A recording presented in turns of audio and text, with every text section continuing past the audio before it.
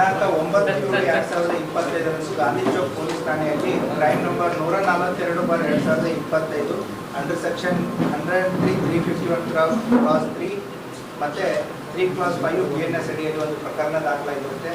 ಆ ಪ್ರಕರಣದ ಹಿನ್ನೆಲೆ ಏನಂತಂದರೆ, ಈ ಮೊಹಮ್ಮದ್ ನವಾಜ್ ರಾಜ್ಕೋಡಿ ಅನ್ನುವಂಥ ಒಬ್ಬ ವ್ಯಕ್ತಿ ಏನಿರ್ತಾನೆ, ಈಗಾಗಲೇ ಆತ ಒಂದು ಡಕಾಯಿತಿ ಕೇಸಲ್ಲಿ ಆರೋಪಿಯಾಗಿರ್ತಾನೆ. ಈತನಿಗೆ ಈಗೇನು ಕೊಲೆ ಕೇಸಿನ ಆರೋಪಿಯಾದಂಥ ಇಮ್ತಿಯಾಜ್ ಪಟೇಲ್ ಏನಿದ್ದಾನೆ, ಈತನ ತಂದೆ ಇವನಿಗೆ ಶ್ಯೂರಿಟಿ ಕೊಟ್ಟು, ಬೇಲ್ ಕೊಡೋದಕ್ಕೆ ಶ್ಯೂರಿಟಿ ಕೊಟ್ಟು ಆತನನ್ನು ಹೊರಗೆ ತಂದಿರ್ತಾರೆ.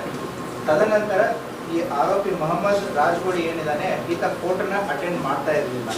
ಆದ್ದರಿಂದ ಶ್ಯೂರಿಟಿ ಕೊಟ್ಟಂತಹ ಇಮ್ತಿಯಾಜ್ ಪಟೇಲ್ನ ತಂದೆ ಆದಂತಹ ಮಹಿಬೂಬ್ ಸಾಬ್ ಪಟೇಲ್ಗೆ ಕೋರ್ಟಿಂದ ಏನು ನೋಟಿಸಸ್ಗಳು ಬರ್ತಾ ಇರುತ್ತೆ. ಸೊ ಅವನು ಆರೋಪಿ ಹಾಜರಾಗ್ತಾ ಇಲ್ಲ, ಅದಕ್ಕೆ ಶ್ಯೂರಿಟಿ ಕೊಟ್ಟವರು ಬರಬೇಕು ಅಂತಂತೇಳಿ.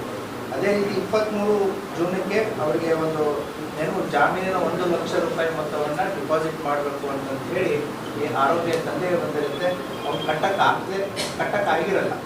ಆ ಹಿನ್ನೆಲೆಯಲ್ಲಿ ದಿನಾಂಕ 9ನೇ ತಾರೀಕು ಮತ್ತೆ ಮುದ್ದದಿರುತ್ತೆ. ಅವತ್ತಿನ ದಿನ ಕೋರ್ಟು ತಾರೀಕು ಕೊಟ್ಟಿರುತ್ತೆ. ಅವತ್ತಿನ ದಿನ ಈ ಮೆಹಬೂಬ್ ಸಾಬ್ ಪಟೇಲ್ರ ಮಗ ಏನು ಆರೋಪಿ ನಂಬರ್ 1 ಇದ್ದಾನೆ, ಇಮ್ತಿಯಾಜ್ ಪಟೇಲು ಮತ್ತು ಈ ಮೊಹಮ್ಮದ್ ರಾಜ್ಗೋಡಿಗೆ ಒಂದು ಸ್ವಲ್ಪ ಕಿತ್ತಾಟ ಆಗುತ್ತೆ. ಏನು, ನಿಮಗೆ ಬೇಲು ಕೊಡಿಸ್ಬೇಕು, ಜಾಮೀನು ಆಗಬೇಕು, ನೀವು ಕೋರ್ಟು ಅಟೆಂಡ್ ಆಗಲ್ಲ, ನಮ್ಮ ತಂದೆಗೆ ಇದರಿಂದ ತೊಂದರೆ ಆಗ್ತಾ ಇದೆ, ನೀವು ಕೋರ್ಟ್ ಅಡ್ವೊಕೇಟ್ ಫೀ ಏನಿದೆ ಅದನ್ನು ಕೊಡಿ, ನೀವು ಕೋರ್ಟ್ ರೆಗ್ಯುಲರಾಗಿ ಅಟೆಂಡ್ ಆಗಿ ಅಂತಂತೇಳಿ ಹೇಳಿದ್ದಕ್ಕೆ ತದನಂತರ ಮೊಹಮ್ಮದ್ ರಾಜ್ಗೋಡಿ ಆತನ ಸ್ನೇಹಿತರಿಗೆ ಹೋಗಿ ವಿಚಾರವನ್ನು ಹೇಳಿದಾಗ ಇಮ್ತಿಯಾಜ್ ಪಟೇಲ್ಗೆ ಫೋನಲ್ಲಿ ಮತ್ತು ಇವರಿಗೆ ವಾದ ವಿವಾದಗಳಾಗಿರ್ತದೆ. ಆ ಹಿನ್ನೆಲೆಯಲ್ಲಿ ನಾನು ನಿನಗೆ ಹೊಡಿತೀನಿ, ನೀನು ನನಗೆ ಹೊಡಿತೀನಿ ಅಂತಂದರೆ ಅವರು ಮಾತಾಡ್ಕೊಂಡಿರ್ತಾರೆ. ಆವಾಗ ಮೊಹಮ್ಮದ್ ರಾಜ್ಗೋಡಿ ಮತ್ತು ಇನ್ನಿತರ ಆತನ ಸ್ನೇಹಿತರು ಕೂಡಿ ಇಮ್ತಿಯಾಜ್ ಪಟೇಲ್ಗೆ ಹೊಡಿಬೇಕು ಅಂತಂದೇಳಿ ಬಂದಿರ್ತಾರೆ. ಬಂದಾಗ ಇವರು ಕೂಡ 3 ಜನ ಇರ್ತಾರೆ. ಇಮ್ತಿಯಾಜ್ ಪಟೇಲು ಮತ್ತು ಆತನ ಇನ್ನಿಬ್ಬರು ಸ್ನೇಹಿತರಿಗೆ ಏನು ಅರೆಸ್ಟ್ ಆಗಿದೆ ಅವರು ಇರ್ತಾರೆ. ಅದರಲ್ಲಿ ಈಗ ಮೃತನಾದಂಥ ವ್ಯಕ್ತಿ ಏನಿದ್ದಾರೆ ಫೈಜಾಲ್ ಇನಾಮ್ದಾರು, ಆತನಿಗೆ ಅದರಲ್ಲಿ ಏಟಾಗಿ ಆತ ಸಾವಿಗೀಡಾಗ್ತಾನೆ. ಆ ಹಿನ್ನೆಲೆಯಲ್ಲಿ 3 ಜನ ಆರೋಪಿತರನ್ನು ಅರೆಸ್ಟ್ ಮಾಡಲಾಗಿದೆ.